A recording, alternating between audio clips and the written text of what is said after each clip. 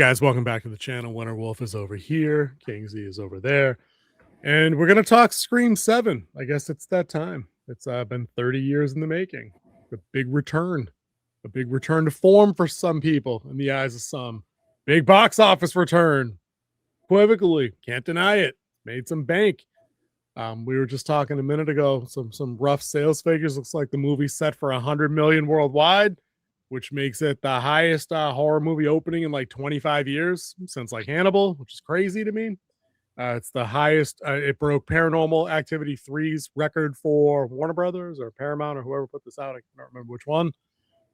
So, dude, it's rolling in bank. And I think after what I just saw, really the only thing I can point a finger to that is going to make this earn its money and maybe not have a disastrous drop weekend too is Nev Campbell. Like, people just wanted Sydney back that bad after Scream 6. I don't have any particularly negative things to say about 6, except the killer reveal was a little weird. You had to get one big jump of disbelief out of the way to get to how that happened. But 5 was pretty solid, outside of one really bad character death that I'm still not over. But 7 is the original. The original final girl for the franchise, back doing Sydney things. But is she really back doing Sydney things? I guess King Z and I are going to talk about that. We'll get into it. I don't know. So now, as I was saying, we know you're not a big fan of the franchise, and that's okay. But what did you think? Where are you at? What did you expect going in? Let's start there, actually. Hold up. Hold the phone. What did you expect going in? Well, first, we have to talk about the rules. The rules of a legacy callback. And that's what this is. No, I'm just kidding. I actually didn't have anything really bad to say about it. I liked some of the direction that it went. It was nice seeing Nev Campbell back. I mean, the original final girl in this series. It was nice to see Matthew Lillard back. So I was glad he was back. And then you see a couple of the other familiar faces come popping up through this. Not maybe as who you think they are, but they did come popping up at one point. Yeah, then maybe we should do the I don't think really we can properly pick a movie apart without doing some spoilers. We'll get to that in a couple minutes. We'll keep it spoiler free for a few. Just get some impressions out of the way. Well, I mean, the Matthew Lillard thing really isn't a spoiler. Oh, you're talking about other characters, and that's kind of to be considered spoilerific. We'll get there. He was confirmed before, just to let you know. What's that? He was confirmed before we got going. Oh, yeah, for sure. But I mean, that's been out and around, and we do like if you go to like imdb.com, like the guy's listed in the cast and crew section, as who he is, so people can get there. To keep it spoiler free, right? I think I was just as excited, I think, to see Nev Campbell back as the next guy. She's in our age bracket, so it's interesting to see what a legacy character comes back to do 30 years later. She's at a different point in that character's life, married, kids, trauma survivor, like all that stuff. So that's an interesting take.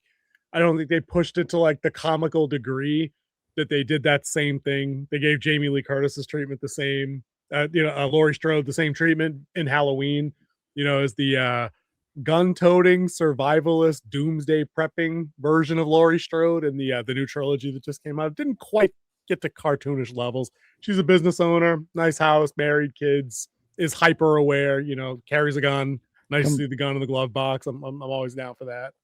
Yeah, completely different state, not just a different city, completely different state than where she started. Strange state she moved to. They have a town-wide curfew, and that means there's no police on the street either. That's a little weird. We can talk about that when we get there.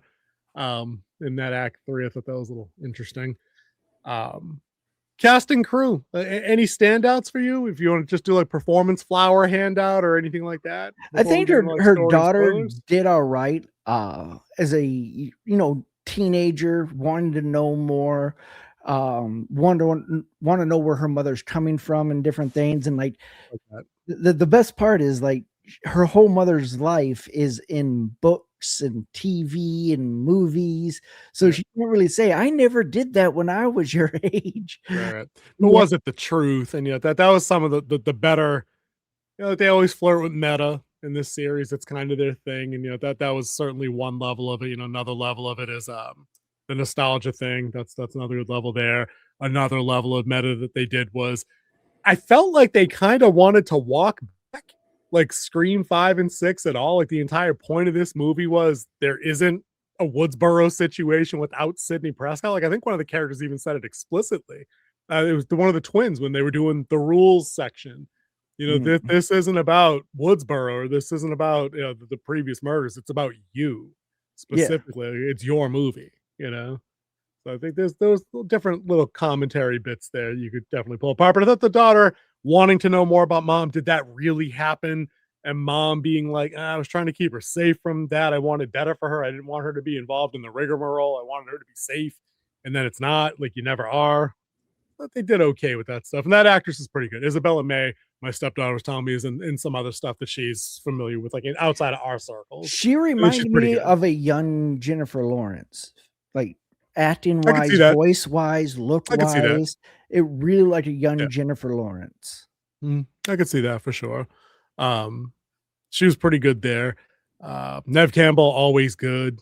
Not a whole lot of other standouts for me though. I think I'm over Gail. Like I'm over Courtney Cox. Like you've done all you can with that story. Like she's now like she's survived Dewey now by 2 movies.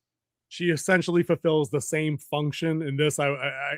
It feels like almost like they shoehorned her and the twins in, like when whatever original version of Scream 7 fell apart when Melissa Barrera and Jennifer Ortega checked out. They'd obviously scrapped the 2 sisters, daughter of Billy Loomis thing. They're like, hey, back to the drawing board. What do you got left? Who survived 6? Oh, these 2 and Gail. All right, well, let's lump them in there. You could have cut them out of the movie completely, and I don't see how anything changed. They could have just had somebody else do the vehicular homicide. I'll leave it at that. You know, like I think I'm over her character. I don't think she serves any useful purpose anymore. And the same Other thing with than the the twins, like legacy call from being the same. original. But that's it. Like, but this is the 4th time that's been her bag now, though. But hasn't she been in it's every too much. one? She's been in all 7. Was she in 4 of them? Was she in part 4? I don't remember if she was in 4. Maybe she was. I honestly don't remember. I'll plead ignorant on that. But the Wonder Twins, how many times can these 2 jackwads get slashed, stabbed, and throat cut? I swear the Ghostface cut this dude's throat in this movie. I thought he Spoiler did alert too. right here, direct. Dude, I swear he cut his throat. My man just gets out of the back of the SUV at the end, like, man, I can't even hold the camera. I'm like, dude, he cut you. Like, I watched it. You know what I'm saying? And then he slashed the girl in the gut again. How many is it a lightsaber? Does Ghostface have a lightsaber? You just survive the abdominal wound now? Is that what's going on? Like these 2 can't be killed. Like they literally can't be killed. They're like Dewey 2.0, but like nobody likes them. Like yeah, that's the thing. Like I just they're don't the care. tie-in to the last 2 movies. Yeah, Like, but you know what? I mean, who wanted that though? Who actually wanted that? I don't think anybody really did. And I feel like that's a way they could have had that clean break and just had 5 and 6 be its own thing that was moderately successful. No one can tell me that they weren't. I mean, they made bank. But the fact that 7, dude, a horror movie, a part 7, blew the doors off of those 2 tells me everything I need to know about the direction this franchise should go in if they choose to go at all. And after 100 million opening weekend, they're going. Believe that. Like you're getting another one of these. I know what you did last summer. You're probably not getting a follow up to that. You're getting an 8, and you're probably getting it next year. Or maybe not next year, but the year after. I'm being hyperbolic. You know what I mean? Like you're getting it's coming. You know what I mean? Yeah, expect that news any minute now that they're gonna start rolling another one. They'll throw a whole butt ton more money at Nev Campbell, and they'll figure out a way to have yet another group of people, person. I don't want to, super spoilerific it just yet, but like, can people just leave this girl alone, please? Like, seriously, just stop. Just stop it. The reasoning is starting to get a little far convoluted. Yeah. I'm glad you mentioned that because that's one of the things I wanted to key in for sure. Because obviously half of the fun of Scream is Ghostface and whomever with the prank calls. That's half the fun, and then the other half is the reveal. It is like that. That's the thing is you're playing the whodunit game the whole movie long. You're sitting with your buddies or with your wife. And you're like, oh, it's this guy because of this. And that's a red herring. That's, oh, it can't be that one because he was here. Oh, he doesn't have the upper body strength. All those things come into play. That's the fun. You know what I mean? In this one, I went through all those mental checklists and I'm like, I'll just say these two, this 2 plus. I'll just throw that in there. And dude, I could not have been less impressed, less entertained, less jaw not on the floor than the two, because I'm like, these are the most boring options it could have been. What did you think of that? What did you think of the reveal? I didn't really think it would have been them. There was no they were tie-in. forgettable.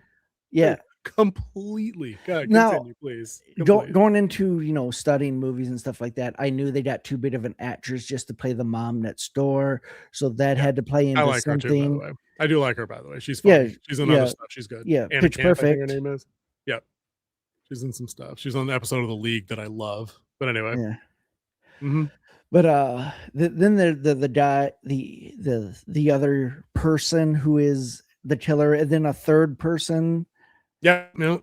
Yeah. That is zero ties to anything. He just wanted to kill people. Dude, they got but there was there wasn't there like a throwaway line that like we bet it at like a book signing or something, and then the other guy was a patient at the place where the other guy worked, and I'm like, okay, and then God bless her, the actress that plays, let's just say Ghostface A, right? Ghostface Prime, if you will.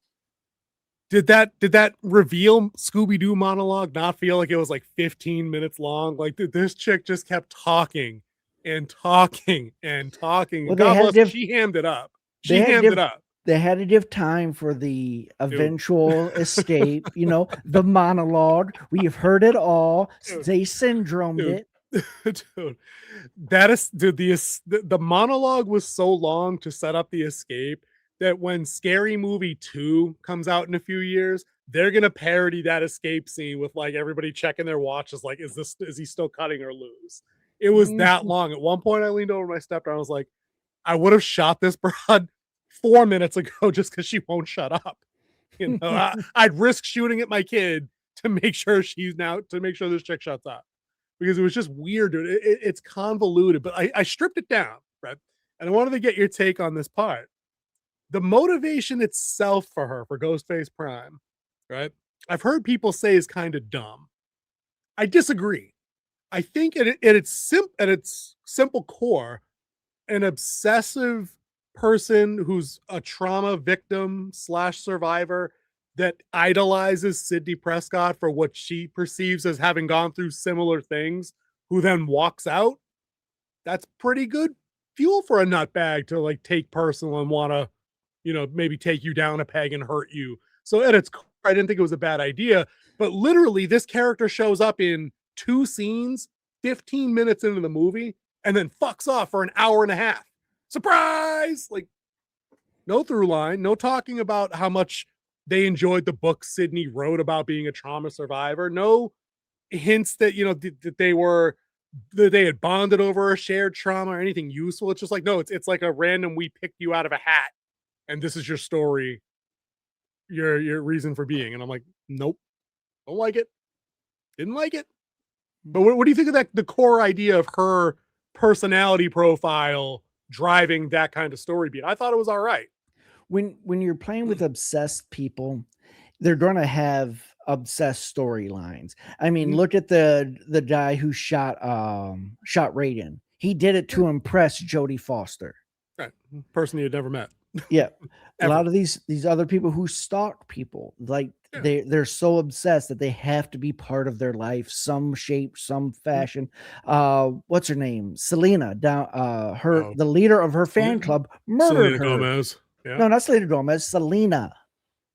Oh, that's right. No, Selena Gomez is current day Mexican singer. I don't know why. Yep. Exactly. Yeah. It was the president of her fan club. That's right.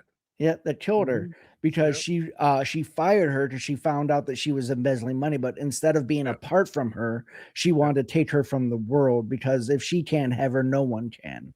Type That's what I feeling. mean. Like, so I don't get the criticism for that being the driving force of this killer's motivation. I mean, we've seen everything else, dude. We've had like the mother of the original killer, the unknown half brother that retcons the thing, and the niece, and like we've done it. The only thing we haven't done is like the clone or time travel. Like we're getting there. And if Fast and Furious could go to space, go space and space. I'm telling you, that's happening. I The don't see only how place, that. dude, I the don't only see place how it to have would Campbell's play. family safe, the only place the family safe is in the space station. That's it. Going up, going up. But I didn't think that was, it wasn't the worst motivation. The motivation for the other two, I'm like, so you met at a book signing or a fan convention and just decided, hey, oh yeah, you're right. We need to kill this chick and kill her family. Like, no, So, no, um, that was dumb.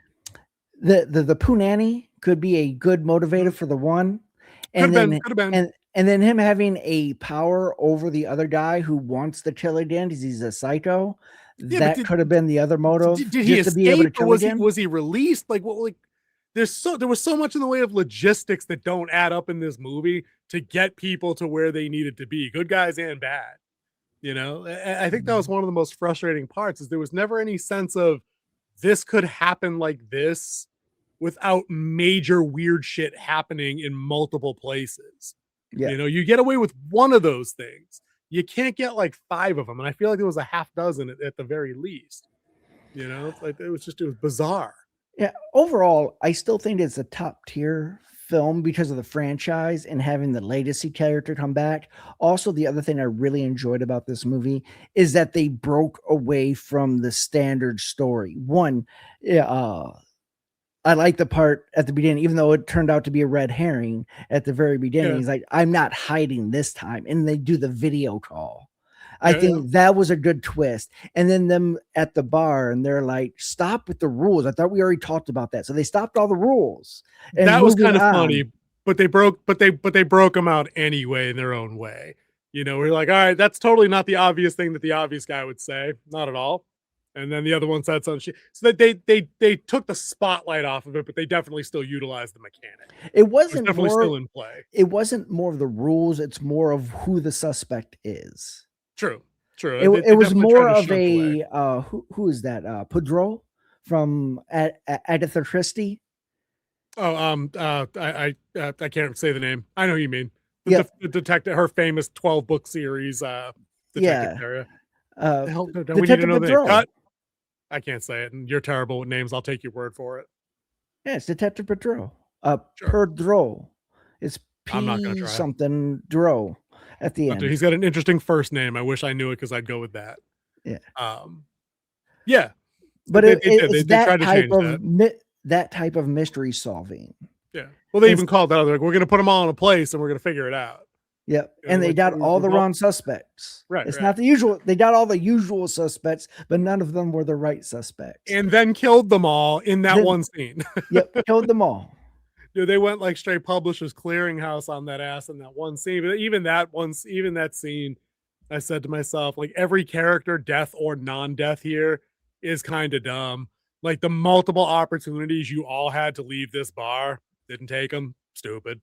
The weird kid who got the let's just call it the cranial spike. Nobody's got that kind of upper body strength to pick a dude up that way, unless you're Jason or Michael Myers. That shit ain't happening. Yeah, but I did like that kill overall because it had a good Little gag at the end. too goofy for me. Little too goofy for me. But I get it. I get it. It was a little too goofy for me. No, but it's not my top kill. My top Yeah. kill was at the play rehearsal. Oh, dude. Dude, number one, McKenna Grace is very talented, very attractive. I thought she deserved better than the role she got in this movie. I wonder if in another world this movie is better if she got to play the lead. But she might almost have been too pretty to be the lead. Like, does that make any sense? Like, she'd be too attractive to be the final girl. Doesn't pull off that girl next door thing as well as Isabella May, who I think does look like a Nev Campbell. You can get echoes of that role, you know, like the virginal archetype that might have been better suited for her. But I wonder in another world if she would have been a better lead. Because I feel like they didn't give the lead a whole lot to do. Like, it was still Sidney Prescott's movie. I thought there was going to be more torch passing. I really thought that was coming. And It it went did the other come way at with the end when they both just that. blew off her. Dude, I think they took the kill the killer with the headshot rule a little too far when they both like mag dumped multiple fucking rounds into this 115-pound woman's head that somehow wasn't exploded like a watermelon. I was waiting for Dad to pop up with the police issue shotgun and just, but, we didn't go that far. We didn't go that far. But yeah, the trope was definitely the mechanics of how to kill the killer were definitely paid off. And it had a book in that you would have liked. I'm Sidney Prescott's Dude, daughter. it was terrible. Not a bookend. Terrible. I leaned over to my stepdaughter. The minute that woman took a breath to speak, I was like, she can just say I'm Sidney Prescott's daughter. I blurted it. And of course, that's what happened because it was so on the nose. I'm like, no, you spent the whole movie not feeling like you were up to it. And then really didn't do anything to get up to it, kinda. I mean, your mom told you to shoot him in the first place, and you hesitated, and he almost killed you, you got captured. You're lucky they didn't kill you on the spot. They had an ulterior Scooby-Doo plan to make Nev Campbell's character suffer, but I don't know. That wasn't the worst part. It was, I know, there's a bunch of other bits that just, I feel like it defies logic. Like, I like the part of Gail interviewing Sydney to call out Stu, like to bait him into a call and all that. Cause like that was good. And Gail, took the kid gloves off in the interview and did Gail stuff. I don't, she's not supposed to be a likable character. She works better when she's not. My stepdaughter said, oh, I really don't like her. She should have been nice. Like that's not who she is. Like she's self-serving who's just happened to save the day a few times. You know what I mean? Like she's walking that better line, but she still is out for herself. And I thought they were doing some interesting stuff with maybe taking a card out of the I Know What You Did Last Summer playbook, and maybe it was a Gale inside job. I was there kind of playing waiting for that to happen. Yeah. It's the rebrand. I got to make the comeback. Oh, come on, Sid. We'll do this. We'll do this. There's none of this without you. Yeah, that was an effective. And then when she goes, I trust you, I thought that was. Mm-hmm. I was like, okay, that could be a thing because maybe Gail doesn't maybe Gail doesn't like the Wonder Twins either. It would have made sense for her to kill these two pinheads. I don't know why she's lugging them along. Like that literally is the most hackneyed, shoehorned relationship ever. Like they literally roll in like cartoon characters. I don't know. Like Gail met them in 5 and 6. I get that, but like, why? You're not in the same circles. It's stupid. These two kids should still be in New York somewhere. I don't get it. But I thought that was they were going that way. But then the criticism would have been, well, no, you had what's his face from I Know What You Did Last Summer be the killer in the newest one. You can't copy it. You can't have a legacy be responsible now. Behind the mask. You can. Dewey survived and thought that not a year apart. Not a year apart. The only character they could have done that would have been Sydney herself. Sydney terrorizing her own family because she's crazy or some bullshit. I don't know. But yeah, you can't have one of the other side support legacies do it now.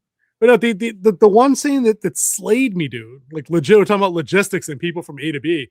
Like when they get the call during the interview that the killer is at the bar, for some reason, Sydney runs outside, tries to get in Gail's Infinity SUV, and when she can, she just runs down the road.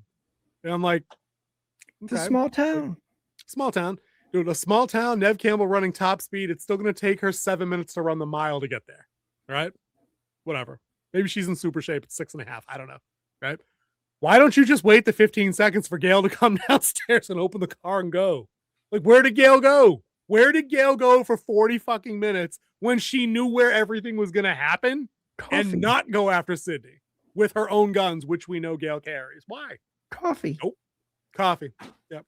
Coffee.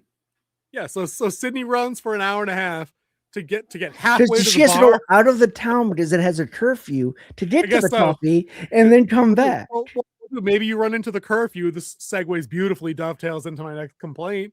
Like, run into the curfew and alert the police that your business has been broken into and your daughter is in imminent fucking danger. Did everybody forget how to dial 911? The chief of police has been missing for 12 hours. That's my third gripe. Dude, this asshole, I hate to break it to you. You get stabbed 6 times in the gut and left for dead in your garage. You die. I'm sorry. That's That the is dump. not definitely true. Dude, that dude bleeds out from those wounds 99 and a half cases out of 100. I will bet you any amount of money those numbers bear out. He's dead. There's people who've been stabbed 100 times and survived, left for dead in their apartment. Dude, 100 times, superficial wounds. They count 90 of them on the forearms from defense. This dude took 6 to the gut.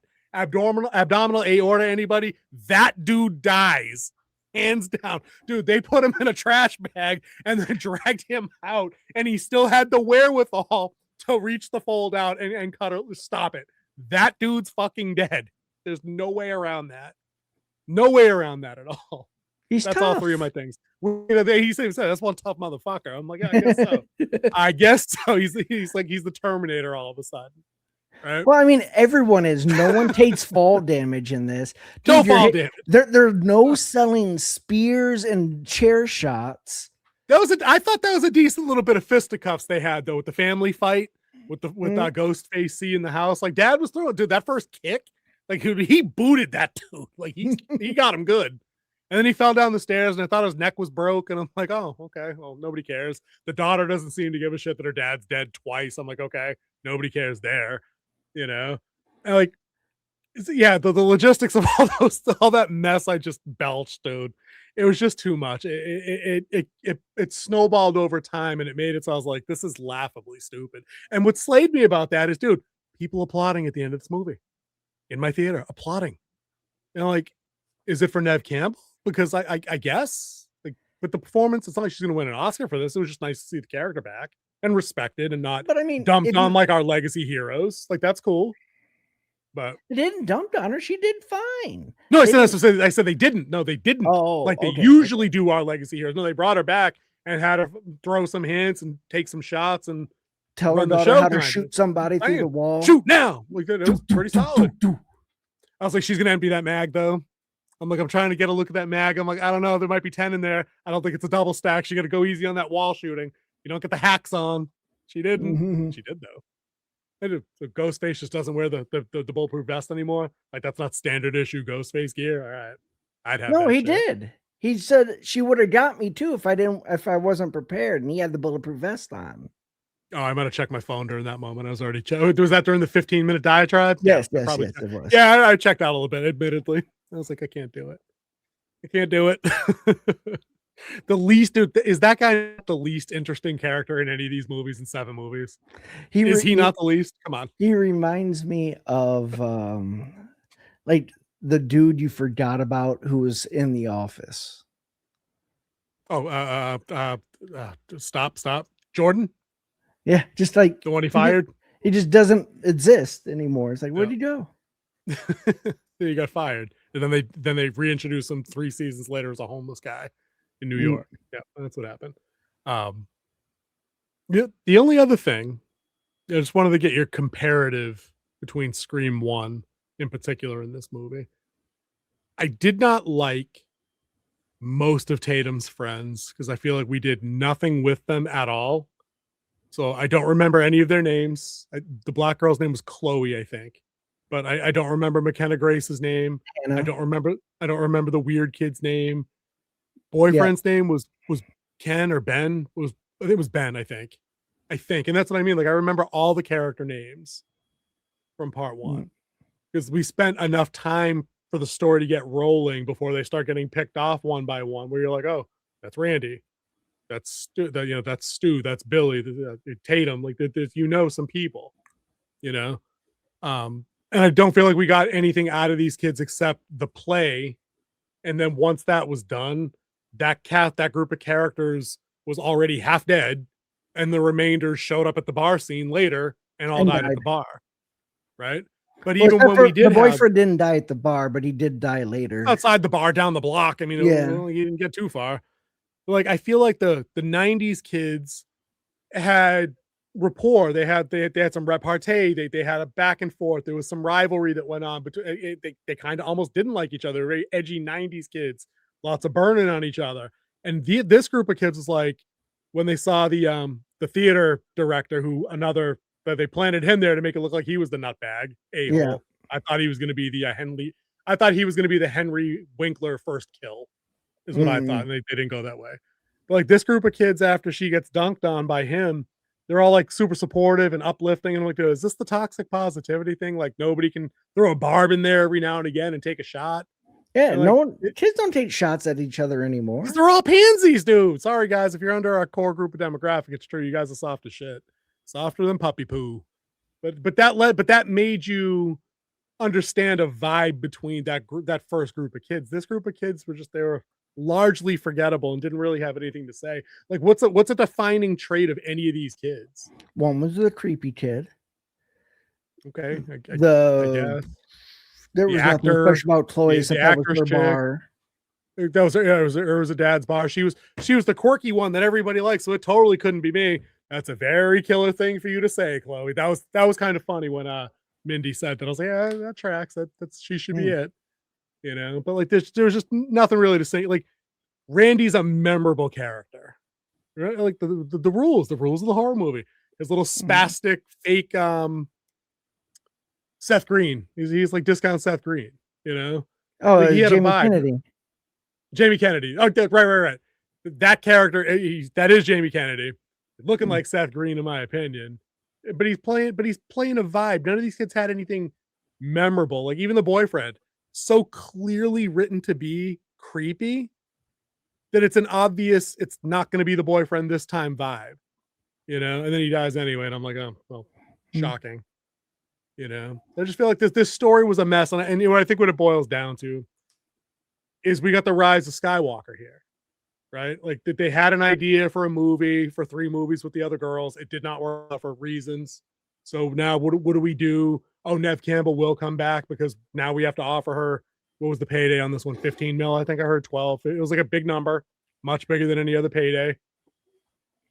And this is what we get. We get this really convoluted thing directed by the guy who had written 3 of the previous entries, and 2 of those 3 are considered people's like favorites. You know what I mean? One and what did he write? 1, 2, and 4. I think he wrote, or 1, 2, and 5. I don't remember which ones Kevin Williamson wrote, but he only has like a co-writer credit on this because this wasn't his baby, and I think it shows.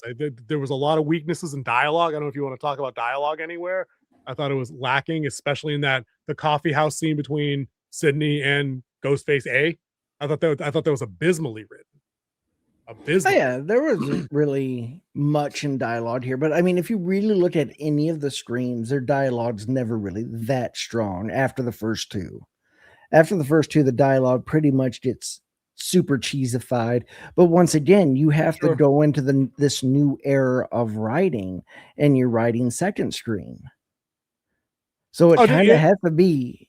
Dude, like, I get that. Go ahead. I get that. Yeah, and you're going to be writing for the people to watch this on streaming.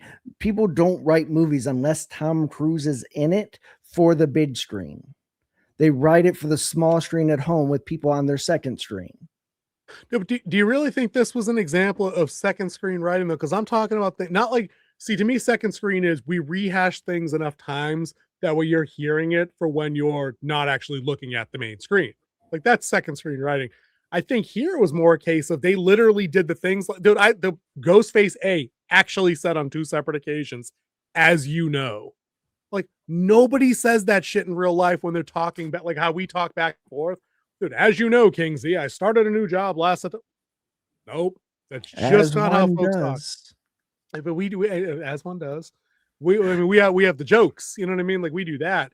But like the dialogue in a bunch of places felt so stilted to me that I was like, like Kevin Williamson, like even if it's only a co-writing credit on this, he couldn't call for a full stop and be like, whoa. Get the crew in. I gotta bring the notepad. We're gonna polish this shit up, because it was weird watching people who I know have talent like Nev Campbell, who I find no fault at all. Actually, I think with all the characters, Courtney Cox, any of the younger kids, I don't blame them. I think that the script was that weak, and that there were just some things that like chalked down, like nails down the chalkboard right on my nerves. I was like, I'm spinning them up in my head. Like I don't know. It was just bad in a bunch of places, and it did not hit for me that way. what I think they were trying to do is go away from the traditional Scream type movie format and go Yeah. into a classic slasher where the killer just Oh, goes yeah. and kills people. Like For sure. they hit the gas at the beginning of Act 2, and it didn't really let up after that. Like they were killing people pretty quickly. Mhm. They had the traditional, first kill at the beginning, and then I love the burn cold down the open. house. Cold Yeah. open was probably one of the best. Honestly, it was pretty good. Yeah, the two victims there had a great was that chemistry between each other. Yep. The reason why them being there made sense, and then why they died, I don't know, but I think Well, that was dude, and just to see, have someone die in the house. dude, that's what I'm saying, dude. There's so many things in this movie that are like, one step forward, two steps back. The cold open as a cold open was great. What was the point? Which of the ghost faces burned down the murder house? Why? Who were these two people? They need to directly be related to Sidney Prescott's family. I get that, but like, Ghostface just happened to be in the wrong town in the movie to burn down a random couple that went to like the Stu Macher house. Like, why? Other than And the fact that it was good, it's basically Canto Bite, and we both hate that. Hmm. We both hate that. Yeah, I mean, it led into, especially with the call where it's like, I'm not hiding, and Right. it was Stu Right. being there, and they burned down Stu's house. It made more sense that it could be Stu, but once again, red herring. So Right. I'm not hiding, but I'm actually hiding in your attic, though. You know, that was pretty sick, though.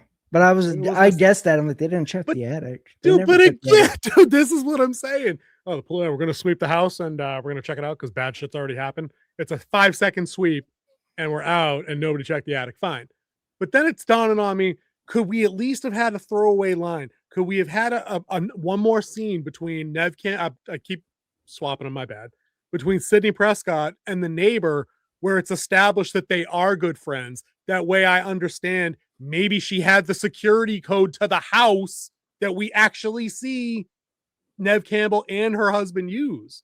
Maybe that would explain how one of the killers had the security code to the fucking coffee shop. Maybe she's the business partner. Who the fuck knows? Any of those would have been applicable and have been better than how did all of this shit happen? In a world where Sidney Prescott has survived this shit 9 times, there's no chance she takes home security lightly. No chance. None. But yet, every safe zone they had was breachable. It shouldn't have been that way. Yeah, there shouldn't have been a second way out of the safe room. Right. And even that's, and people were crediting that scene as being one of the better scenes, like the escape through the walls. And I'm like, but I feel like I've seen the killer stab through the space in the walls in like 10 different things. I can't name them off the top of my head. I'll admit that. But the vibe when that happened, I'm like, okay, someone's Maybe gonna not get cut through space the in the arm. wall, but definitely stabbing through stuff. Like, Yeah, but I mean, someone's gonna get cut in through the arm or the leg. drywall to the next room, or air ducts. Definitely air ducts. Like Die Hard right there, where he shot through the but air I mean, duct. even just in like a modern. I mean, the Matrix, when they escaped down, when the agents were crashed and they did the slide down move in between after the agents lit them up. But I mean like specifically in horror movies, I've seen hooks through walls. I'm pretty sure The Fisherman did that in like a part 2. There's your boy right there, a deep cut. I feel like I've seen that, and I'm like, I've seen everything this movie's done.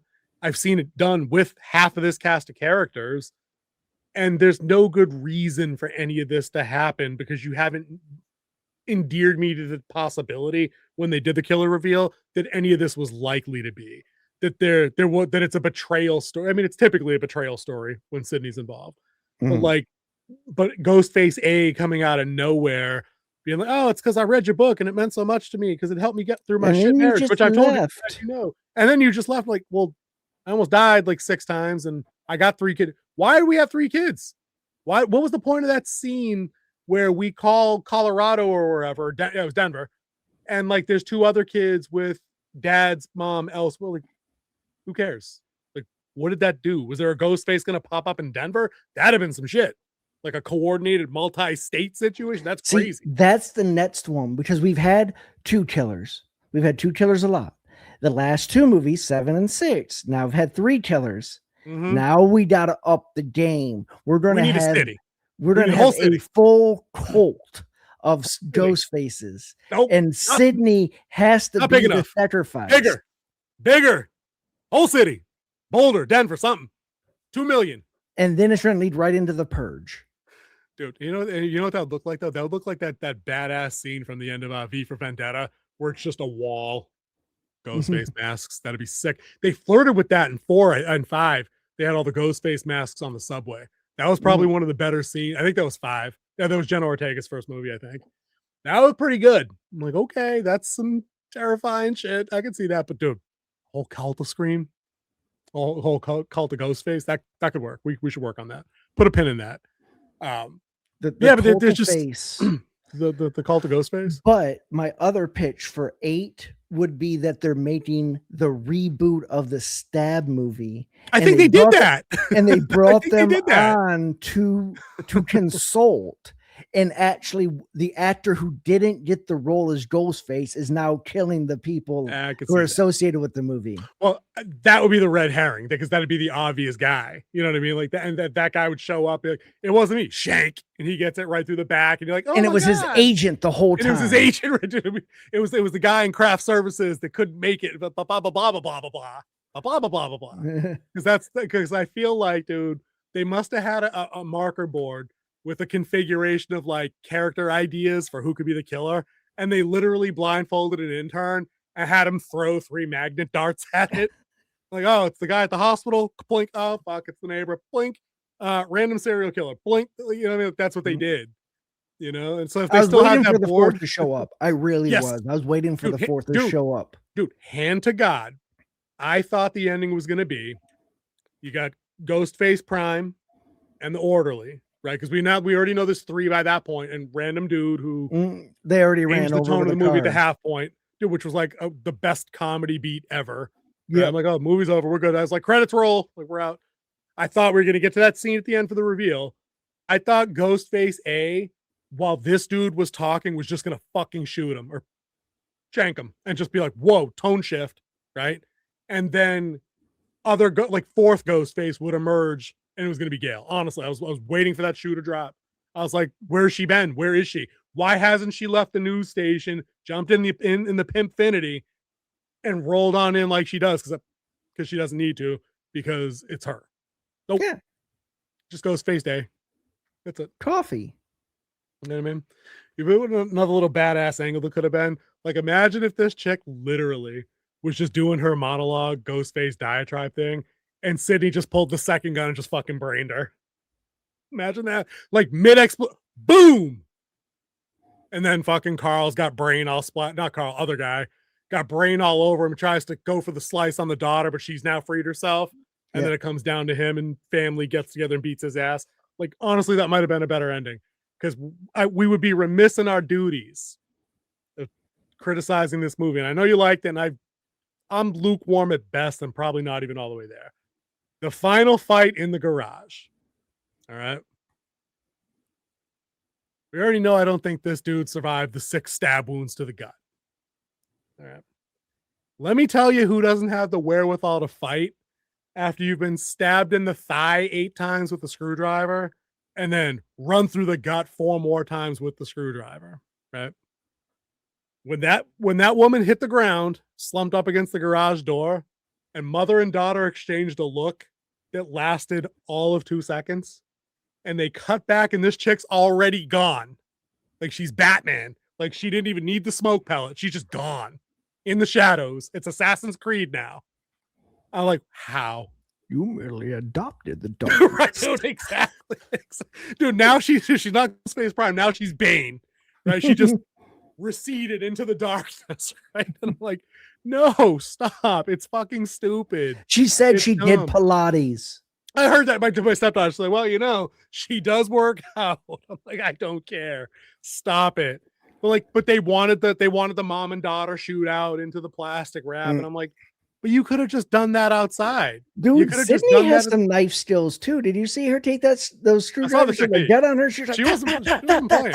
But I was like, what, dude, but why stop? I thought for a minute that there was going to be a psychotic break. I thought they were going to pick up the thread from 6 with Melissa Barrera's character, who was half Billy Loomis and just, you know, had moments where she snapped and wrecked some shit. I'm like, good, transfer that right over to Neve Campbell. She's 50. She's tired of this bullshit. She's sending a message to the next copycat. It would have been better had the Wonder Twins been on site last second with the cameras rolling live, bam, bam, bam, bam, bam. And then Sydney just looks at the screen all fucking covered in blood. Dude, that's some chilling shit. Come from my That family. sends a message. Dude, right, dude. Who's next?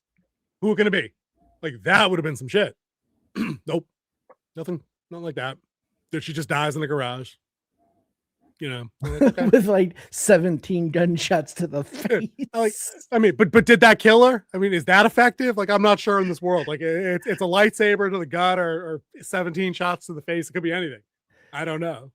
Like you said, the fall damage isn't consistent. The melee damage isn't consistent. That's right. People have been shot in these movies and don't die. No sell everything until you get shot. And then then Ghostface just ignores the gun to begin with too. In this, like every time he sees the gun, he's like, "Nope." Stepdaughter said that. That's one thing they didn't do in 6. Remember that bit in the convenience store up front? Ghostface got that shotgun from the store clerk and fucking blew him away. You know what I mean? That dude ain't come to play. These two, I'm like, I don't care. I'll give her credit though. Ghostface Prime killed her kid. That's pretty badass. That's pretty sick. Reminded me too much of his father. So I'm like, oh shit, really? Because maybe, I mean, you impaled his head on it. Maybe that wasn't her. That couldn't have been. Dude, Pilates gave her the upper body strength to mount her kid on a beer tap. You don't know how strong that orderly could have been. No, and I said if it was Ghostface Prime. I do not believe that could have been. I think it was Beta. It must have been. But if we remember our Scream 5, it was the girl that double gutted Dewey. Somehow, 205 pounds, picked him up and whatever. I'm still not over that. And spoiler alert, if you've been listening this long, when he shows up, I was like, fuck this movie. No shot. The AI face that they did. Dude, these folks have aged, dude. They have. He's looking up there. Scott Foley. That's Scott Foley, right? On the other AI reveal during the Sydney montage of previous killers. Yeah, like her half brother from Scream 3. Yeah, or we know him better as Cool Breeze from The Unit. I do not know him as that. I know him as Felicity's boyfriend. He's also in. He's now married to a girl in Will Trent. Okay. And then Sheldon's mom or Jackie from Roseanne, whose name I can't remember. Wasn't that Stu's mom? Was it Stu's mom or was it Billy's mom? Was it Billy's? I think it was Billy's mom. It was Billy's mom, I think. My parents are gonna be so mad. Dude, personality. You know what I mean? Lacking from literally everybody in this movie, like except for like the established quantities that the people you know. You know what I mean? Like Sidney Prescott and Gail, or Sidney and Gail, new dad, or your current husband, generic cop guy. What's his name? Something McHale. Joel McHale. That's it. Yeah, Joel McHale. He did all right. It's like nothing memorable, but like not bad. Like he played the small town police chief role. Yeah. And again, I say if the chief goes off the grid for 6 hours and nobody's checking his last known whereabouts and shit, like maybe we drive by. It's almost like his family's involved in some crazy shit that happens every 5 years. Maybe we should check on the guy. None of that. None of that. Can't do that. But I don't know, man. I think that's all I got to say on Scream. It's not awful to the point where I wouldn't see 8. I've seen a bunch of shit horror movies in my time. This doesn't rank anywhere near the top of shit horror movies. I think I'm just disappointed that I thought Nev Campbell's story coming back after taking a movie off would be a better story. And outside of a couple of nifty ideas, like you and I could do one of our things where we brainstorm a complete idea for this and it would have been better. And there's hundreds of guys like us that could do that. I'm not saying it's uniquely an us thing. I'm not trying to be all that. But I feel like this was a cobbled recovery script that just doesn't really, it definitely doesn't measure up to the best in this franchise. No shot. And anyways, that's a Rachel Lee Cook movie. She's all that. So just like, I love me some Rachel Lee Cook, who was great on Psych. And I wish there was more of her on that show. Abigail. Love me some Abigail. Anyways, I'm not going to do a number on this one, dude. I feel like I broke it down enough. If you want to throw a number out there for consensus and guidance purposes to let people know where you can. I would give it in the high mid-range 6. Okay, that's fair. That's fair. It's a little lower than I thought you were going to go, but I think you've been. It doesn't earn the. It doesn't get the top tier It's not a top tier movie, but I mean, I didn't feel like I wasted my time. True. I was entertained. I was it. laughed. I had some fun with it. Yeah. Then right before we go, the last question I would ask you then, in terms of replayability or rewatchability, rather, does this have any? Because I feel like Scream, the original I Know What You Did Last Summer, a couple of Freddy's, a couple of Fridays. There's just those movies, even though you know all the twists, all the turns, you can recite the script for yourself with the mute button on. Where is Scream 7 on that potential list? Does it have any rewatchability? Are you watching to see if you missed any hidden clues? I just don't feel like I would. I'm gonna watch it again at least one more time, just because so the Oracle, she can watch it. She wasn't able to go with me to go watch this. So that's right. Yeah. So it is good enough for me to watch it again so she can watch it. So okay. So it's not exactly the highest mark of a rewatchability, but okay, true. There you have it, folks. Kingsy's coming in just over 6. I'm like, mid. That's all. That's as technical as I want to be. But you guys can let us know in the comments below where you thought Scream 7 landed for you, where maybe it lands on the pantheon of other Scream movies. Is to make your top 3? Is it your favorite? Nev's back. What do you think of the money it's making? It's making bank. What are the odds that we get a Scream 8? All those questions, please feel free to answer in the comments. And the King and I will catch you in the next one.